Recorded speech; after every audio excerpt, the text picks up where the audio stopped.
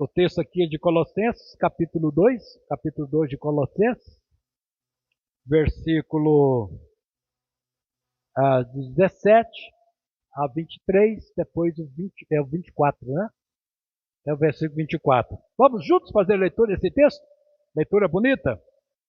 E quando fizerdes por palavras ou por obras, fazei tudo em nome do Senhor Jesus, dando por ele graças a Deus Pai.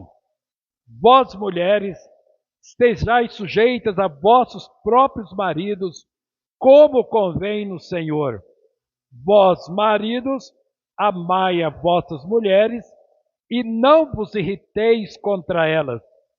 Vós, filhos, obedecei em tudo a vossos pais, porque isto é agradável ao Senhor. Vós, pais, não irriteis os vossos filhos, para que não percam o ânimo. Vós, servos, obedecei em tudo a vossos senhores, segundo a carne, não servindo só na aparência, como para agradar aos homens, mas em simplicidade de coração, temendo a Deus. E tudo quanto fizerdes, fazei-o de todo o coração, como ao Senhor, e não aos homens, sabendo que recebeis do Senhor o galardão da herança, porque a Cristo, o Senhor, servis. Queridos, Paulo está escrevendo para uma igreja. Quando você vê Paulo escrevendo para a igreja, essas orientações, se tem uma família que você espera encontrar isso aqui, é na família cristã. Especialmente na família cristã. Se Paulo está escrevendo para a igreja de Colossos, estava em Colosso, pessoas que aceitaram Jesus como Salvador, pessoas que tiveram experiência de novo nascimento, ou na linguagem que Paulo escreve aqui no capítulo 2, lá no início, pessoas que morreram em Cristo, que ressuscitaram em Cristo, pessoas que têm o pensamento mais voltado para as coisas de cima do que para as coisas aqui da terra, pessoas que entenderam o senhorio de Jesus. Jesus é Senhor na família. Jesus é Senhor desta família. E aqui, queridos, não tem absolutamente distinção racial, aqui não tem distinção social e aqui não tem distinção cultural. Independente da raça, independente da cultura, Deus tem uma perspectiva sobre a família. E a perspectiva que Deus tem sobre a família está exposta aqui. Eu não estou trabalhando aqui com a minha perspectiva de família, a minha perspectiva de homem, ou de um jovem que casei há 50 anos atrás. Não estou falando aqui da perspectiva que a mulher tem sobre a família. Não estou pensando aqui na perspectiva que filhos devem ter no lar que eles nasceram. A nossa abordagem nessa noite é o contrário de tudo isso. Eu quero saber qual é a perspectiva de Deus sobre a nossa família. Pessoas que não se casaram aqui, que desejam formar uma família, que é possível formar família, que esperam formar a família, e amanhã você estará formando a sua família. A minha pergunta é: qual é a perspectiva que Deus terá sobre a sua família? Nós vamos ver aqui o lado de Deus, não apenas o lado do homem. Ou como Paulo ainda vai dizer neste capítulo, aqui não tem circunciso nem incircunciso, aqui não tem judeu nem gentio, aqui não tem servo nem livre, aqui não tem cita, não tem bárbaro, aqui não tem ninguém. Formou família. Onde formou essa família? Queridos, Deus tem uma perspectiva sobre essa família. Eu sei que muita gente hoje pode estar frustrada, decepcionada, obrigado, querida, decepcionada com a família que tem. Não é isso, Deus, que eu queria. Lutei, batalhei, investi, sonhei, não parei de sonhar para isso aqui. Eu sei que tem muita gente frustrada com a família hoje, queridos. Esposa por um lado, marido por outro, filhos abandonados. Mas eu imagino assim, como Deus deve estar decepcionado com a família de hoje. Porque a família que a gente tem, ela não responde. Pode ser que muitas famílias não respondam à perspectiva de Deus. Deus olha para ela, não, não foi isso que eu planejei. Não foi isso. Não é o que eu estou vendo aí. Meus queridos, quando Paulo estava escrevendo, a família que a gente via ali naquela época era uma família fundamentalmente grego-romana, mas não tinha esses valores, não tinham esses princípios. Colocado aqui por Aristóteles, colocado por Plínio, colocada até mesmo pelo escritor Joseph, não é a família, não é a família sonhada por Deus. Da perspectiva de Deus, Paulo vai expor aqui, né, princípios que regerão esta família. E nesse texto, querido, que nós lemos aqui, o que a gente quer ver nessa noite aqui, exatamente essa família na perspectiva de Deus. E nesse texto que nós trabalhamos aqui, Paulo vai trabalhar com três duplas, né? Três ideias de duplicidade: esposo, esposa, pais, esposo, esposa, pais e filhos. A gente vai parar aqui, porque depois vai colocar servos e patrões, né? Empregados e patrões, que também está dentro de uma perspectiva de família, correto? É uma família também, mas essa segunda parte a gente vai deixar de lado. Então vamos deixar de lado a segunda parte. Então, meus queridos irmãos, quando nós falamos sobre a perspectiva da família aos olhos de Deus, a primeira perspectiva de Deus é que essa família, né, reconheça Jesus como o cabeça, Jesus como o fundamento dessa família. Tem uma figura geográfica, queridos, para traduzir a família. Eu falei figura o quê? Geográfica? Não, não. Família. Não, não. Desenhos, de desenho. Fugiu a palavra aqui. Hã? Um gráfico, né? Vou colocar o gráfico. Quando você fala a família na perspectiva de Deus, ela é uma família formada por uma série de círculos que vão crescendo um círculo dentro de um outro círculo. Mas exatamente isso aqui é uma figura concêntrica, né? Onde Jesus é o centro dessa família, Jesus é a expressão da maior autoridade dentro de um lar. Uma família sem Jesus é uma tragédia. Pode ser uma grande tragédia, uma família sem Jesus. Ou uma família sem Jesus é uma família que frustra as expectativas de Deus. Porque na expectativa de Deus, ou na perspectiva divina, a família formada por Deus, Jesus é o centro dela, como a maior autoridade. De Jesus, a próxima autoridade é o esposo, é o homem. Como sacerdote, como líder, é o homem.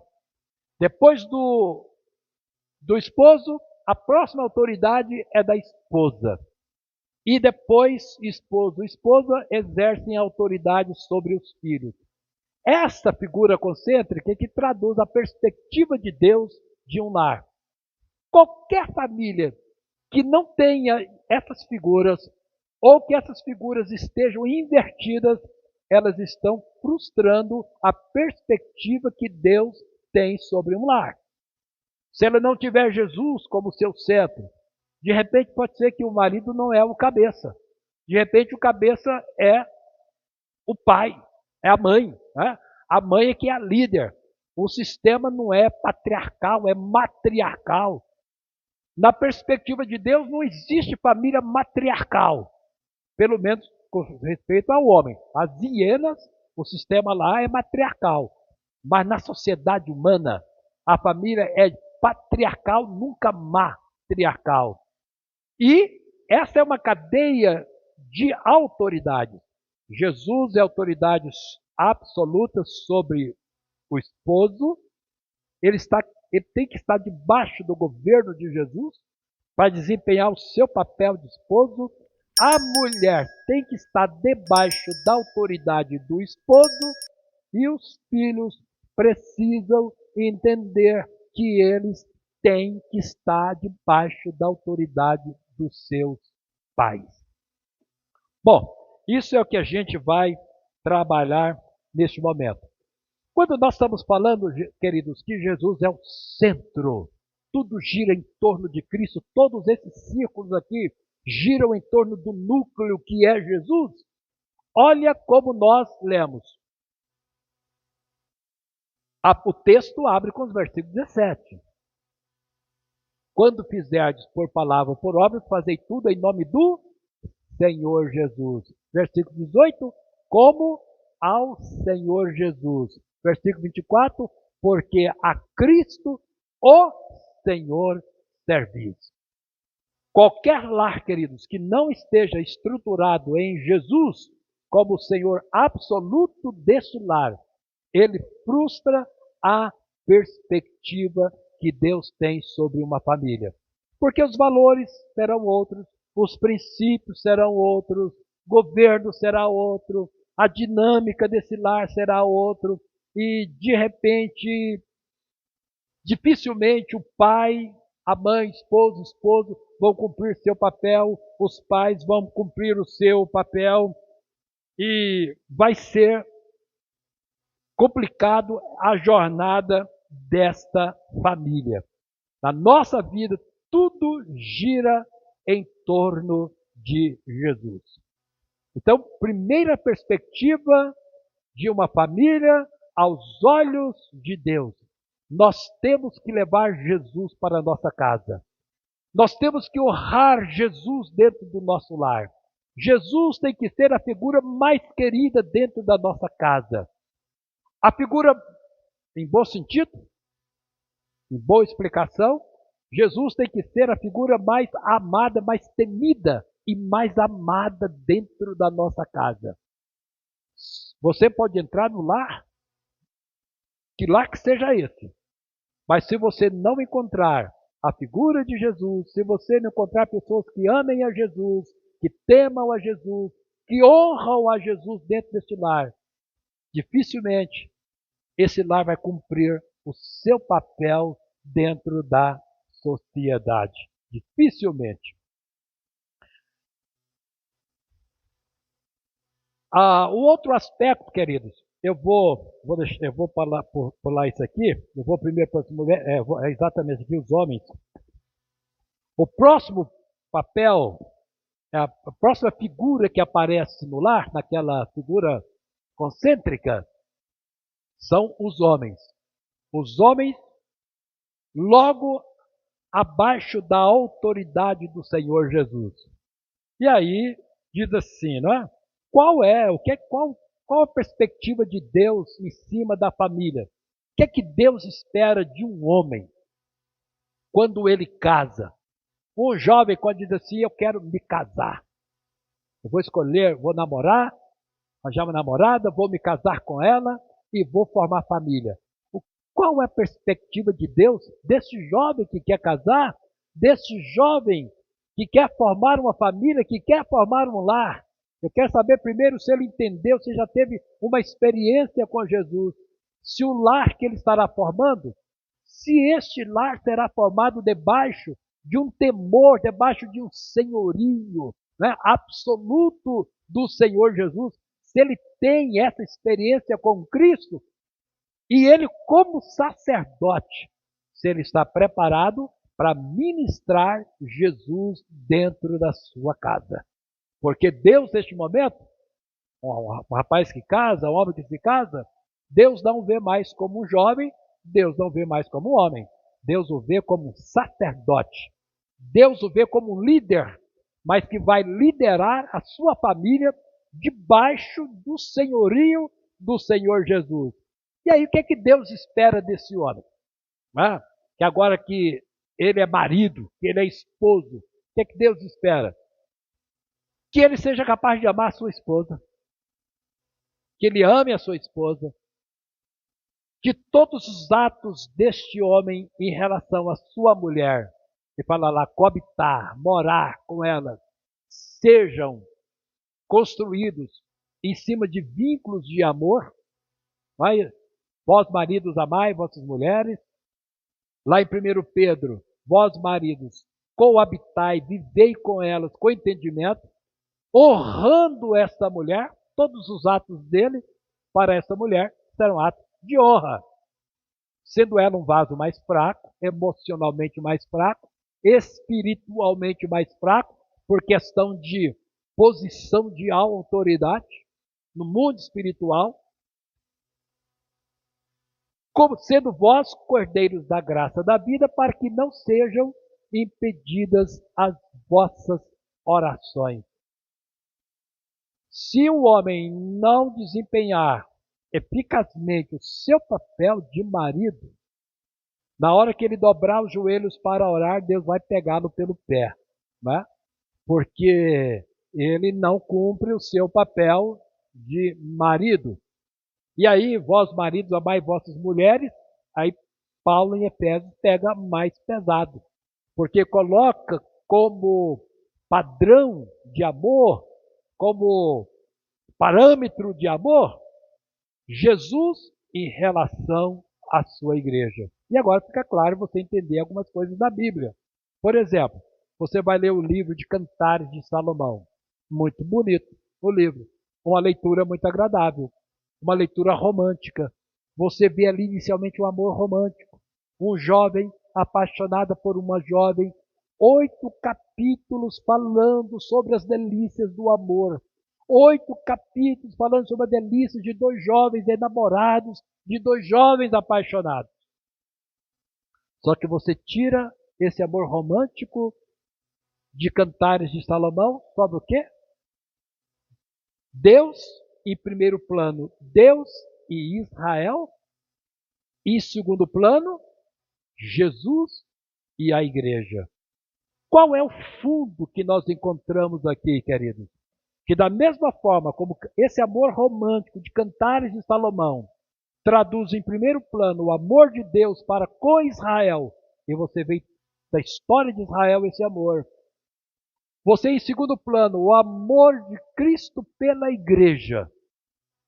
E Jesus amou profundamente a igreja. Qual é a perspectiva de Deus com respeito ao papel do marido? É que o marido seja aquele jovem de Cantares de Salomão. O tempo todo ela elogia aquela mulher, o tempo todo ele está enamorado daquela menina, o tempo todo ele declara esse amor em favor dela. Em nenhum momento ele consegue descobrir o menor defeito naquela moça.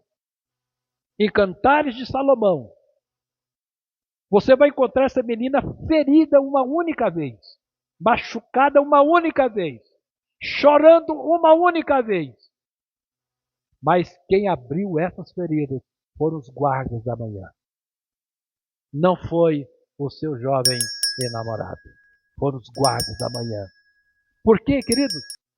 Este moço de Cantares de Salomão, o tempo todo, ele só consegue ver virtudes nessa menina por quem ele está apaixonado. E a gente vai falar sobre as mulheres logo mais, e o contrário também é verdade. O que nós vemos hoje, meus queridos? O que nós encontramos hoje? O papel de alguns homens dentro da família chega a ser vergonhoso. A forma como alguns homens lideram a sua família chega, queridos, às raias do ridículo. Porque eles não entenderam o papel que o homem tem dentro de um lar. Pela Bíblia, a missão de um homem, o homem tem 3 missões quando forma uma família. Tem 3 responsabilidades quando forma uma família. Quais são essas 3 responsabilidades? É de amar, de cuidar e de suprir. Mas tem homem, amor, já bateu asa há muito tempo, não cuida da família E se algumas mulheres não levantassem hoje para serem as supridoras da família, os filhos passariam fome. Passariam fome. Então, alguns homens não entenderam o papel dele, dentro da família, na perspectiva de Deus. Ele é o líder, ele é o supridor. Ele é o supridor da família, ele é o protetor da família. Vou dizer uma coisa para os queridos irmãos. Eu posso fazer da minha família o que eu quiser, inclusive acabar com ela, destruir, machucar todo mundo, ferir todo mundo. Mas o que eu fizer com a minha família, eu sou responsável diante de Deus e vou prestar contas a Deus o que fiz com a minha família. Eu posso ser a pessoa, a peça mais ignorante deste mundo dentro da minha casa. Trata a mulher com estupidez, está cheia de feridas, de hematomas, feridas no corpo, feridas na alma. Deixo meus filhos todos traumatizados. Deixo minhas filhas traumatizadas para não acreditarem lá. Vai dizer assim, olha, eu quando crescer, eu não quero casar porque eu não acredito na família. Porque a família que meu pai formou é a pior família dessa terra. É comum, queridos, é comum você encontrar jovens que não querem se casar hoje. Ou se dispõe a casar, é comum você ouvir esse discurso. Eu quero casar, mas se for para fazer a família dos meus pais, eu não quero casar. O que tem de errado na família dos pais? O que tem de disfuncional na família dos pais? Que alguns filhos, se decidir casar, não quer repetir o lar que os pais formaram. Sem dúvida, queridos, Jesus nunca foi o centro dessa família. Jesus nunca foi honrado dentro desse lar. Jesus nunca foi invocado nesse lar. Jesus nunca foi adorado nesse lar. Jesus nunca fez parte dessa família. Porque ele é o centro maior. Todos os ciclos aqui, todos os papéis giram em torno de Jesus.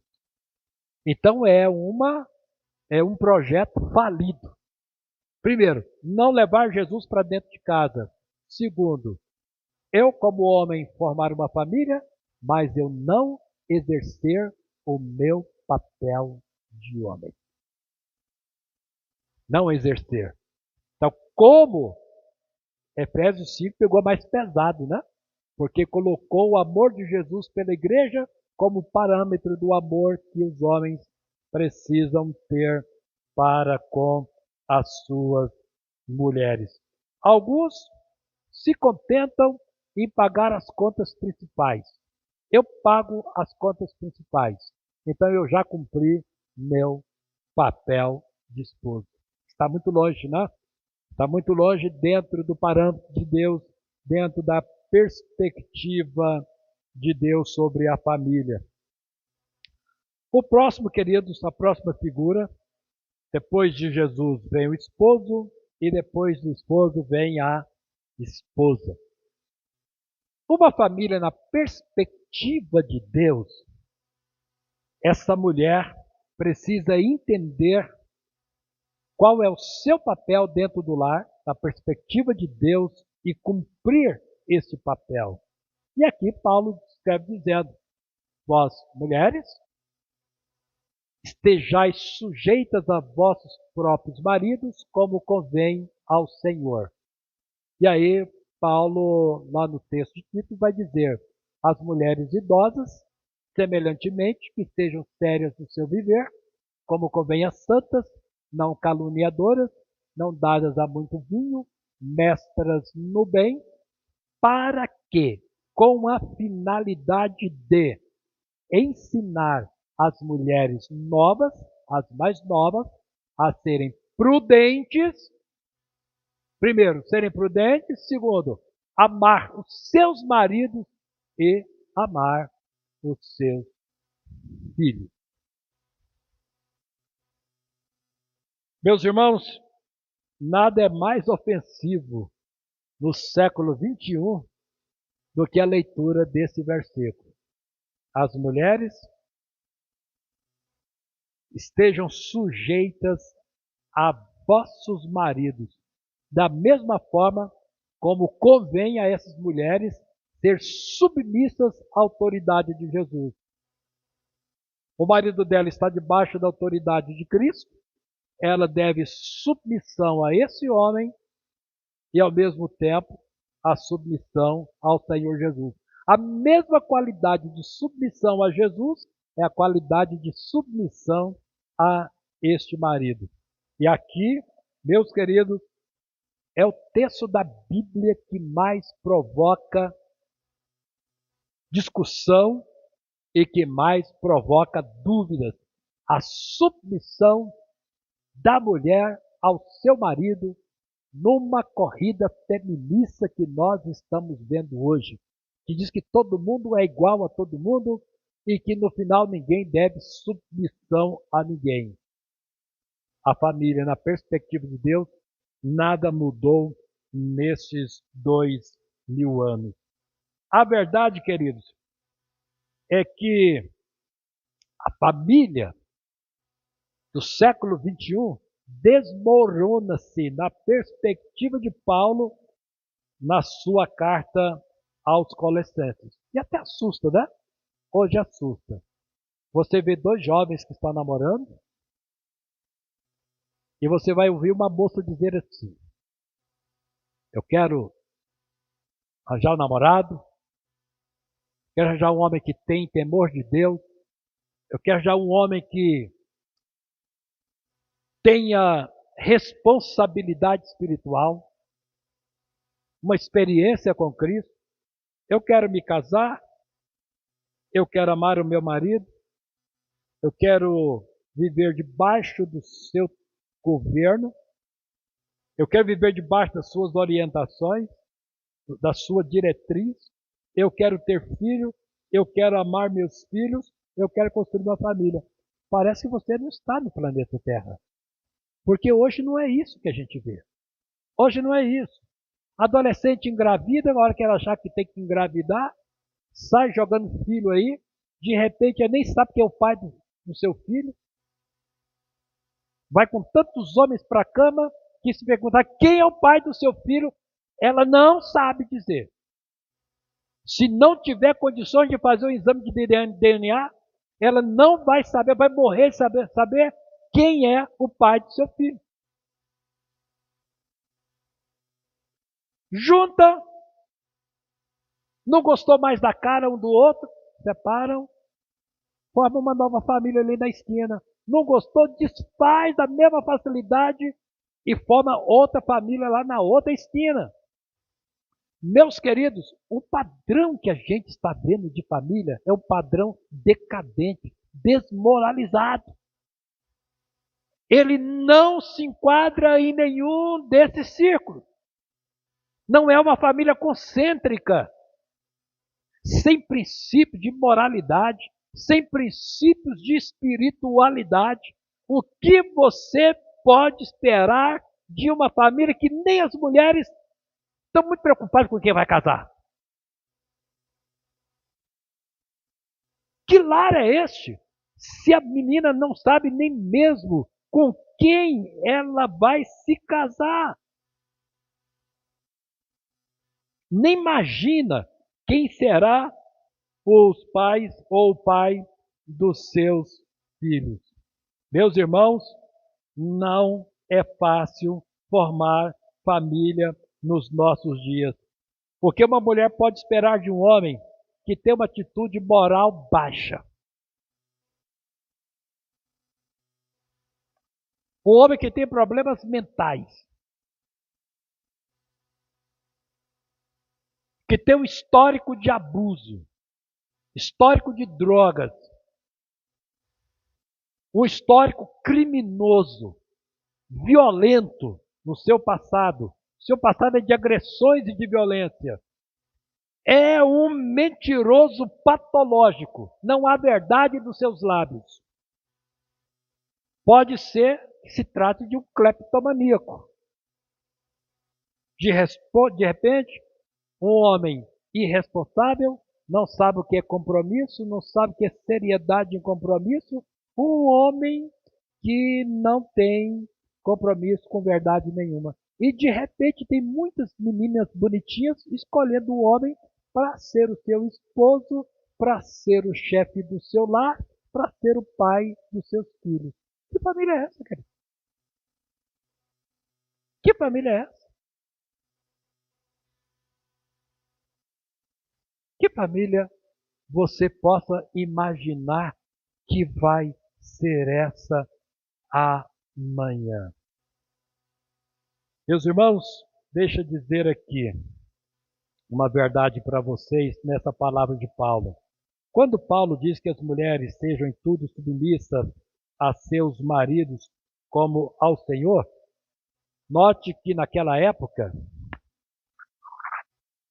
a família judaica, a mulher, estou falando da família judaica, Paulo chega para dar um golpe mortal na família judaica. Porque na família judaica, eu estou falando de família do povo de Deus no Velho Testamento, a mulher não tinha valor nenhum. Então, se eu sou um homem na família judaica 2000 anos atrás, eu tenho minhas terras, eu tenho meu gado, eu tenho meus jumentos, meus camelos, meus bois, minhas ovelhas. A mulher é apenas mais uma propriedade que eu tenho. Assim como meus camelos, como meus jumentos, meus bois, minhas terras, a mulher é apenas mais uma coisa que eu vou colocar dentro de casa. Essa mulher me deve submissão total. Essa mulher não pode sair na rua sozinha. Essa mulher não pode ir ao mercado sozinha. Esta mulher em casa, ela não pode comer junto. Ela tem que comer lá no cômodo separado. Coloca a mesa para o bonitão. Serve o bonitão. Vê se não está faltando nada para o bonitão. O melhor colocou. Ela vai lá no quartinho dela depois para comer lá sozinha. Essa mulher não pode dar início a um processo de divórcio, mas eu posso dar o divórcio para ela a qualquer momento que eu quiser.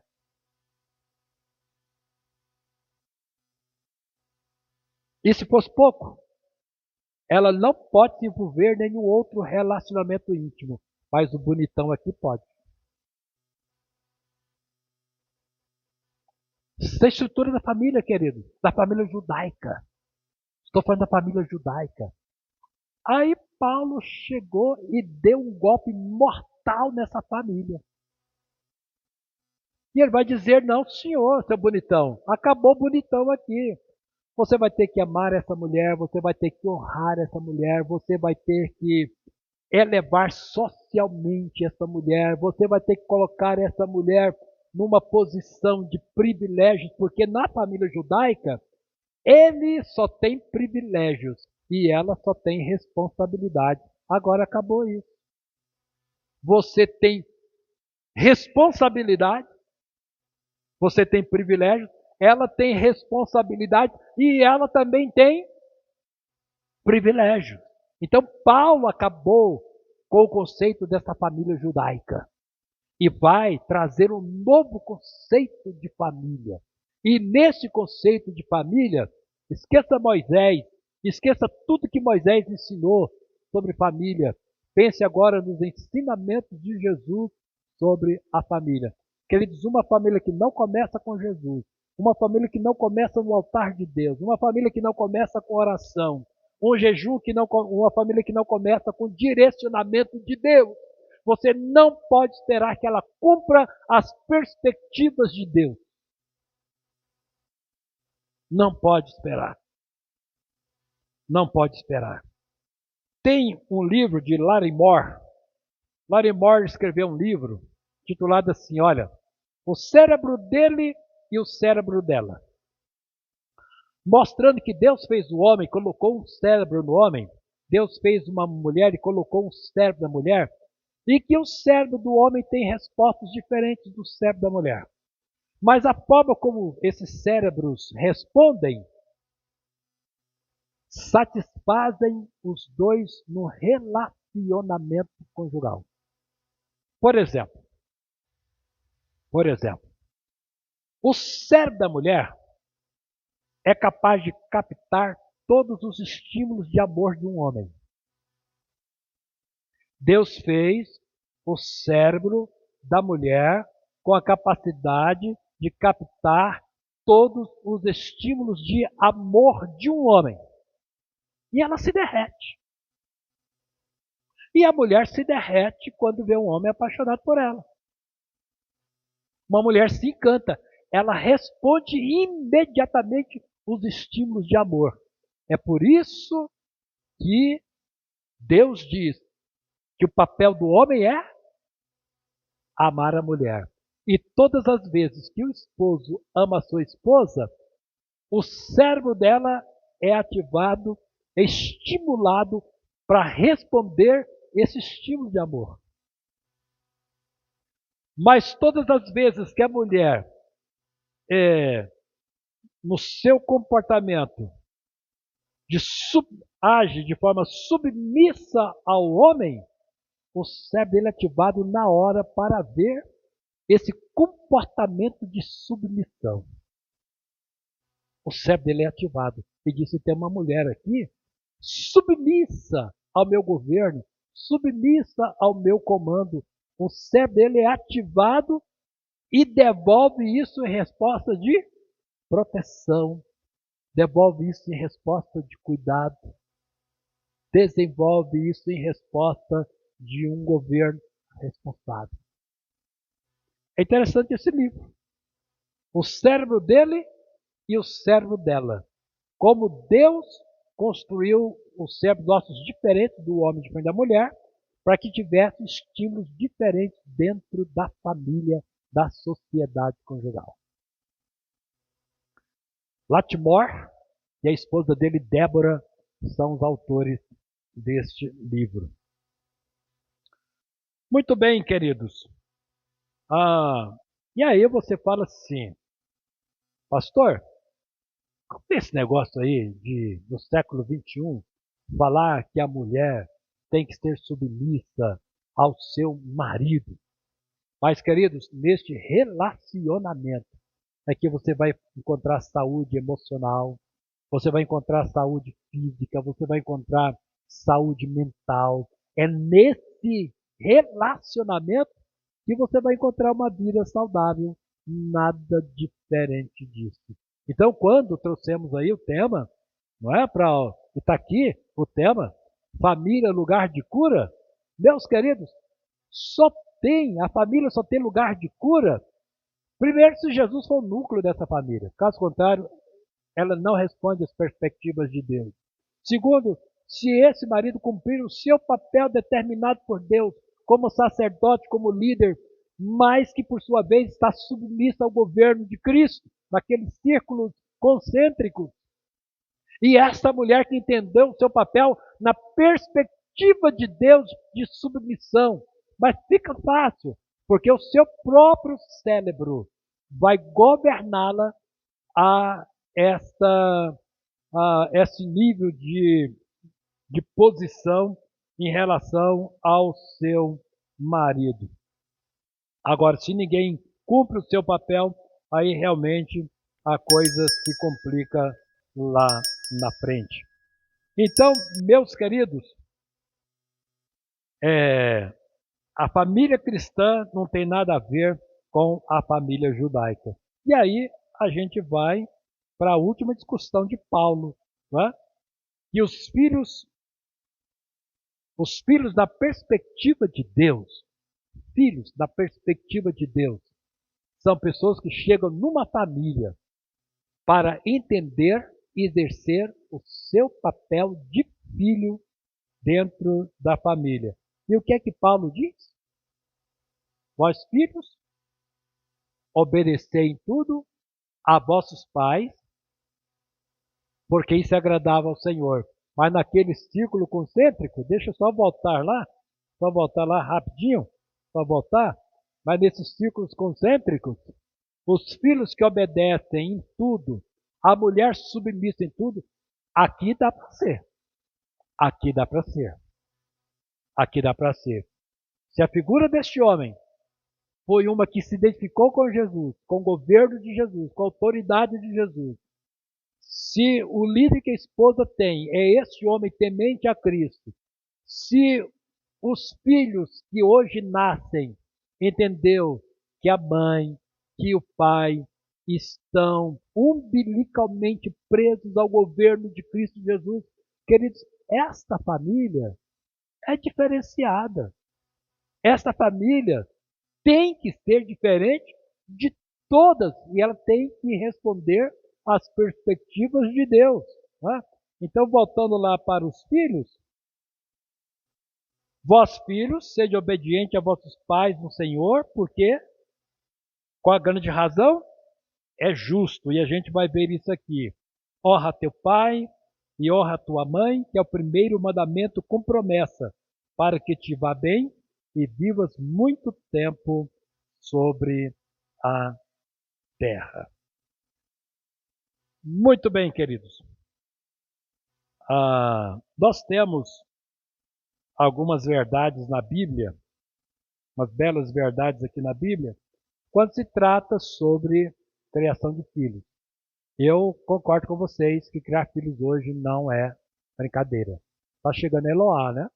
Estou vendo a Irleide aí, a barriguinha da Irleide crescendo. Quando eu vejo uma mulher grávida, eu disse, Deus, que época difícil que essa criança vai nascer. Que época difícil. Que época difícil. Porque, queridos, a qualidade dos filhos dentro de uma casa vai depender da qualidade dos pais que ela tem. Porque se os pais forem negligentes na educação dos filhos, esses filhos vão ter problemas. Se os pais forem omissos na educação dos filhos, eles vão ter problemas com esses filhos. E às vezes você dispensa todo o carinho com o filho, todo o cuidado com o filho, e recebe de volta pedradas pesadas ao longo da vida. Não é? Que não é o que os pais queriam dentro da sua casa. Mas isso acontece. Não é fácil criar filhos hoje. Nós passamos 3 dias reunidos com os pastores. Sexta, sábado e hoje até as 14 horas. Sabe quem estava lá conosco? Um casal de índios. O casal de índios estava lá. E ficou o tempo todo lá com a gente lá. Eu tirei a fotografia desse casal de índios. Porque quando a gente, nas refeições, ela com um celular e ele com outro celular. Era o tempo todo, querido. O tempo todo, ela de um lado e ele do outro, que estava aí abaixo. Eu tirei a fotografia dele. Você vê a influência que um celular, que redes sociais têm sobre uma tribo indígena. Agora você imagina com os nossos filhos. E a ideia que tem, é que eles já nasceram sabendo tudo sobre essa parafernália. É impressionante. A melhor forma de você criar um filho hoje é dando para ele, já pequenininho, um celular de última geração. A melhor forma de criar um filho hoje é terceirizar essa educação, ou colocando nas mãos de uma empregada doméstica, ou nas mãos dessa tecnologia, e deixa que ela crie o seu filho. Amanhã você vai ter um adolescente doente dentro de casa. Amanhã você vai ter um jovem doente dentro de casa. Alguns lares hoje, algumas separações conjugais hoje, assuste você quiser, são feitas pelos filhos. Tem maridos divorciando das suas mulheres, mulheres divorciando do marido, não é porque o casamento não deu certo entre os dois, é em razão dos filhos. É razão dos filhos. Criar filhos hoje, queridos, é um desafio. Quando eu era criança, a única brincadeira que tinha eram os brinquedos que a gente fabricava. Eu brinquei com os brinquedos que eu fabriquei. Era a perna de pau, a gangorra, ou uma bola que a gente colhia o latex lá no mato, nas mangabeiras, para fazer uma bola de borracha. A bola que eu chutava, eu fazia essa bola. Os brinquedos eram feitos por nós. Era pipa, que a gente aprendeu a fazer pipa e soltava pipa. Hoje não existe mais nada disso. Então fica fácil para os pais criar os seus filhos, porque coloca tudo que eles querem nas mãos e depois dê liberdade para essa criança e mais liberdade para essa criança e amanhã você tem um monstro e você não vai saber como agir com o monstro que você criou. Os problemas de filhos hoje, queridos, às vezes o problema foi dos pais. Porque se os pais não souberem criar filhos, não pode querer ter filhos que seja modelo para todo mundo. Irmãos, qual é o papel do filho na perspectiva de Deus aqui? A palavra está lá. Vós filhos, sede o quê? Obediente, submisso. Meus irmãos, o que a meninada não sabe hoje? Essa palavra. Não respeitam a autoridade dos pais em casa, não vão respeitar a autoridade dos professores na escola, não vão respeitar a autoridade do policial na rua, não vão respeitar a autoridade nenhuma em nenhum lugar. Porque se a criança não aprendeu a respeitar a autoridade dos pais, e às vezes não é culpa da criança, não, é culpa dos pais, que não souberam impor essa autoridade. Não tiveram coragem de impor essa autoridade. E aí, amanhã, você está com monstros dentro de casa e você não sabe como agir com esses monstros. E é um problema que você está criando, não é para a sua casa não, é para a sociedade. Ele vai bater de frente com os professores em sala de aula. Eu vou dizer uma coisa para os queridos, é que a gente não tem esses professores aqui para testemunhar. Mas se você soubesse quantos professores abandonaram a sala de aula por causa dos alunos que tem. Alunos que vão armados para a sala de aula. Aluno que mostra cabo de revólver para professor. Aluno que mostra faca para professor. Qual é o lar dessas crianças? Como essas crianças foram criadas? Tem professores abandonando seu magistério por causa da classe que tem. Ou saindo da sala de aula para a área administrativa, em razão de aluno. E ali você vai encontrar, queridos, você vai encontrar, no meio dessa turminha, muitos que têm origem num lar evangélico, que têm origem num lar disfuncional, porque o pai não soube exercer a sua autoridade, a mãe não soube exercer a sua autoridade, e eles brigaram por causa de autoridade. Houve disputa de autoridade entre esposo e esposa, e querem ter filhos os melhores do mundo. Para serem adotados por traficantes nas portas das escolas e por baterem de frente com polícia amanhã para você buscar na delegacia ou para você buscar na papuda amanhã. Queridos, se nós como pais não funcionar, a polícia não vai funcionar para o seu filho não. O governo não vai funcionar para o seu filho não. O governo vai dar bolsa para seu filho. Pode até ser que dê bolsa, porque hoje está dando bolsa para tudo, né? Hoje, bandido recebe do governo mais do que um pai de família. Vai lá na penitenciária, veja quantos aqueles que estão presos lá. O governo, talvez, cuida mais de bandido do que de gente honesta. Talvez um filho desse aí pode ser que dê bem. Mas deixa eu mostrar uma coisa para os irmãos. Presta atenção nesses versículos, queridos. sobre filhos rebeldes, dentro da Bíblia. Filhos que não obedecem aos pais, filhos que não honram os pais, filhos que não têm carinho com os pais. Deuteronômio diz assim: quando alguém tiver um filho contumaz e rebelde, que não obedecer à voz do seu pai, à voz da sua mãe, e castigando-o eles, lhes não der ouvidos, então seu pai e sua mãe pegarão nele e o levarão aos anciãos da sua cidade à porta do seu lugar, e dirão aos anciãos da cidade: esse nosso filho é rebelde, quanto mais, bicho é bruto, não dá ouvidos à nossa voz. É um comilão e um beberrão, só dá despesa dentro de casa. Não soma nada. Você sabe esse cidadão que levanta 3 horas da tarde para almoçar e não faz nada na vida? Então, dirão os anciãos da cidade, dirão, né? Então todos os homens da cidade vão fazer carinho nesse filho, né? Vão adotar esse filho, né? Vamos adotar. Vamos pegar pedra, vamos apedrejar até que ele morra. E você vai tirar o mal do meio da sua casa e vai tirar o mal do meio da sociedade. Os anciãos vão matar.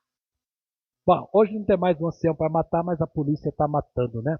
Infelizmente tem muitas crianças sendo mortas, muitos adolescentes sendo mortos, em razão do lar disfuncional que teve. Queridos, quando a Bíblia fala que é justo o filho obedecer aos pais, vou caminhar aqui para o final da mensagem e dizer pelo menos 4 motivos por que é justo que o filho seja obediente aos seus pais. Pelo menos nessa figura aqui, né? Esses círculos concêntricos. Não é? Aqui é o desenho da família na perspectiva de Deus. Por que o filho tem, queridos, que ser submisso ao pai? 4 motivos para você. Primeiro, porque os pais são autoridades. É maldição levantar contra a autoridade. Pai é autoridade dentro de casa.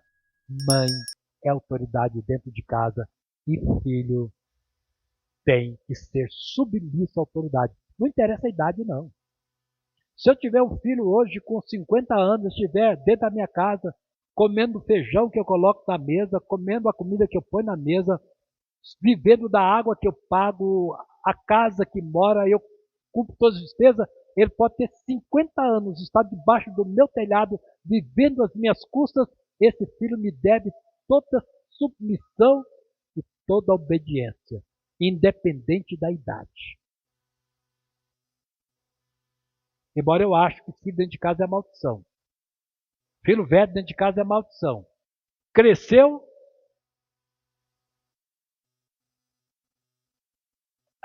Entendeu? É verdade, é verdade, verdade.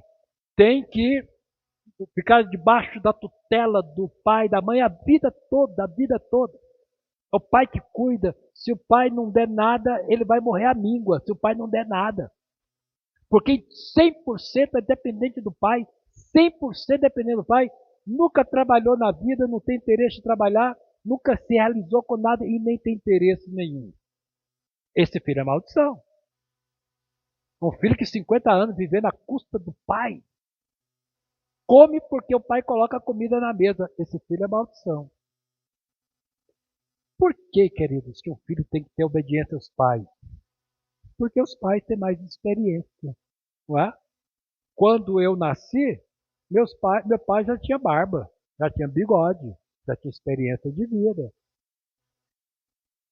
É justo que eu seja obediente a ele pelo seu nível de maturidade, pelo seu nível de experiência. Outra coisa, é porque é mandamento divino. Por que é mandamento divino? O filho ser obediente ao seu pai. Porque a Bíblia exige, porque Deus exige, independente de idade. E outro aspecto, quando eu nasci, meus pais cuidaram de mim. Meus pais supriram toda a minha necessidade. Não faltou nada. Até que eu tivesse condições de trabalhar e ganhar a vida. pelas minhas próprias mãos. Aí uma outra história, né? Eu ganhando a vida pelas minhas próprias mãos, agora, queridos, comida, roupa lavada e tudo mais na vida, se o pai não der, não tem. Alguma coisa está errada com esse menino, ou com essa menina. Alguma coisa está errada, porque não é o que Deus espera da vida. Não é. Então aqui está, queridos, a família na perspectiva de Deus. Nós temos uma cadeia e toda essa cadeia aqui é uma cadeia de autoridade que não pode ser quebrada. Se ela for quebrada, a família vai se despedaçar. Então que Deus nos abençoe. Vai, que Deus abençoe as nossas famílias, que Deus abençoe os nossos lares, que Jesus seja uma inspiração para todos nós, que a gente tenha a graça de Deus, né, de saber se relacionar dentro da nossa família, que nós tenhamos essa graça de Deus sobre a nossa vida. Amém, queridos? Quero orar com você neste momento. Eu imagino que nenhuma lar aqui é perfeita, como disse o presbítero Garcia. Nenhuma família aqui é perfeita. Todos os nossos lares têm seus pontos fracos, têm seus pontos de dificuldades. E eu quero te abençoar, quero abençoar a sua família nessa hora. Fique em pé. Coloque essas dificuldades na presença do Senhor. Vou te abençoar nesta hora. Temos lutas? Temos. Não é fácil. O mundo que nós vivemos, queridos, não é um mar de rosa, não é um paraíso. Quantos desafios, quantas lutas. Tá? Eu vejo aqui a Rebeca, vejo aqui o Rafael, jovens, tá? Estava vendo ali as meninas da Isa, jovem, tá? Tudo coceio. Mas olha que eles, até para casar hoje está difícil. Só a graça de Deus. Mas estão casados? Tem desafios? Tem. Que Deus te abençoe. Que Jesus entre na sua casa. Que as coisas que estejam fora de lugar, que não funcionam, que a graça de Deus possa entrar nessa hora na sua casa, no seu lar. As coisas estão fora de lugar, que você diz, Deus, já fiz de tudo. Já me esgotei tudo que eu tinha para consertar e não deu certo. Eu vou orar por você. Deus pode fazer um milagre. Eu quero te louvar, ó Deus, pela família. Nós estamos no século 21. A família ainda existe. É bem verdade, ó Pai, que tem muitos segmentos da sociedade que odeiam a família. E que se eles pudessem, destruiria a família hoje. Para não existir pai, nem mãe e nem filhos que pudessem ser amados. Mas eu te louvo, Senhor, porque a família ainda é real. A família existe. É um projeto do Senhor, existe como projeto do Senhor. Temos muitos homens tementes a Ti, mulheres tementes a Ti. Temos filhos que Te amam, Pai, que temem o Teu nome. Tem lares que Te honram, tem lares que Te servem. Tem lares, ó Deus, em que Jesus de fato é o ser principal. E eu quero Te louvar por todos esses lares. Os lares aqui representados, e ministro sobre eles, ó Deus, uma palavra de bênção, eu ministro sobre eles uma palavra de graça, em nome do Senhor Jesus. E os irmãos digam amém.